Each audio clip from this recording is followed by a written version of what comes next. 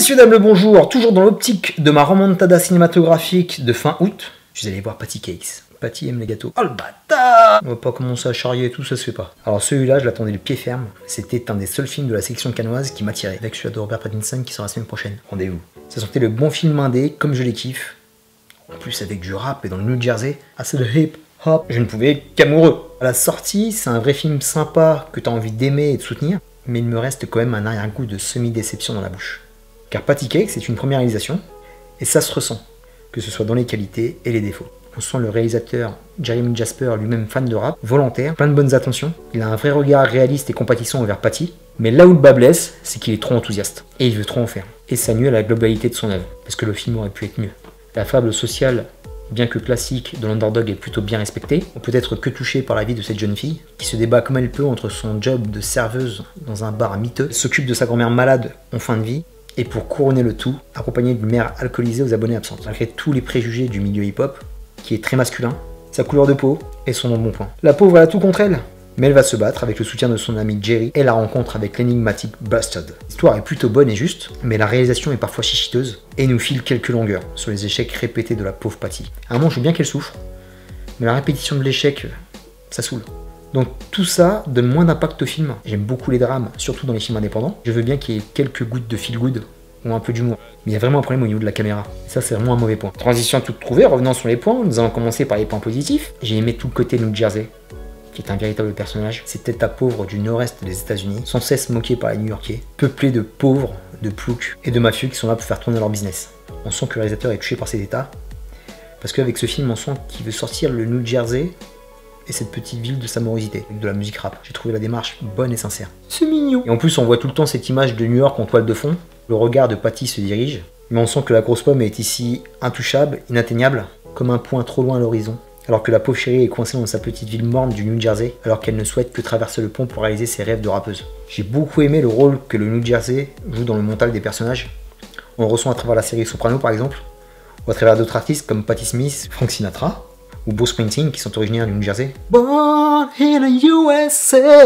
Mon perso préféré du film. J'aime beaucoup quand ça se passe dans des coins reculés des States. Là, c'était vraiment la petite ville dégueu par excellence où t'as envie de te barrer en courant quand t'arrives. Au niveau du casting, j'ai bien aimé les personnages qui l'entourent.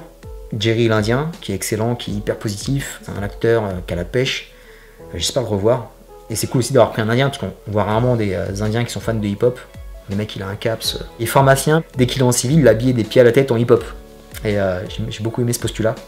La grand-mère qui est la caution comique du film, qui balance pas mal de vannes, qui a une relation très fusionnelle avec sa petite fille, qui était vraiment poignante. Et j'ai surkiffé la mère, qui est jouée par Bridget Everett, qui était apparue, je crois, dans un film avec Amy Schumer, je me rappelle plus du titre. La mère de Patty est une ancienne chanteuse déchue. J'ai kiffé la scène où elle chante dans un karaoké dans le bar miteux dans lequel travaille Patty, où elle lâche son spleen avec sa voix qui est énorme. C'est un truc de fou. Elle a une musicalité de dingue. Elle est impressionnante de charisme, elle a du caractère. Franchement, c'est un super rôle. Je ne vais pas dire que j'ai préféré à Patty, mais elle déchire. Et pour finir, la meilleure, on est obligé de parler de Danielle McDonald, qui a lâché une super grosse performance. La première fois que j'ai vu cette actrice, c'était dans un film à dénonciation écologique qui s'appelle The East, avec Alexander Skarsgård, Brit Marling et Ellen Page. Elle avait un rôle très secondaire, et là, je suis bluffé par sa performance. La petite actrice australienne a réussi un double exploit. Elle n'a pas du tout l'accent du New Jersey, et elle n'est pas rappeuse. Tout le travail qu'elle a fait en amont pour son rôle est extraordinaire. C'est une rappeuse très crédible, elle a un super flow. Au niveau Nana New Jersey, ça passe grave, parce qu'elle a un langage de chartier, elle a du caractère, elle sait pas faire, et au niveau des scènes où il y a de la fragilité, elle est super touchante. Donc la Miss a lâché une sacrée perf. Le bon point au niveau de la production, c'est vraiment cool qu'il n'ait pas pris une rappeuse connue, qui joue l'actrice, ou une actrice un peu pop star, qui fait la rappeuse. Là c'est vraiment fort, ça sort du cadre habituel, et ça donne une résonance réaliste. Donc bravo à elle. Par contre au niveau de la scène rap, tout le côté artistique, j'étais pas plus sur le cul que ça. Petite scène sur le parking où ça se clash, très moyen. Les productions musicales, il n'y en a aucune qui m'est restée dans l'oreille. Le choix de l'idole de Patty laisse à désirer. Le mec il est vraiment dégueulasse. Faute de goût total les gars. On dirait un Chabarangs prêcheur sur le retour. Et quand tu vois ce type débarquer, au début moi je trouvais que c'était un peu onirique, mais le rappeur existe vraiment. Il est vraiment sapé comme ça, de la tête aux pieds. Il est complètement mégalomaniaque, il te sort complètement du cadre réaliste que veut être le film. Et ça fait partie vraiment des gros bémols. La connexion entre la rappeuse qui est Patty et ce type, franchement je la vois pas. Je comprends pas comment elle peut aimer ce genre de rappeur.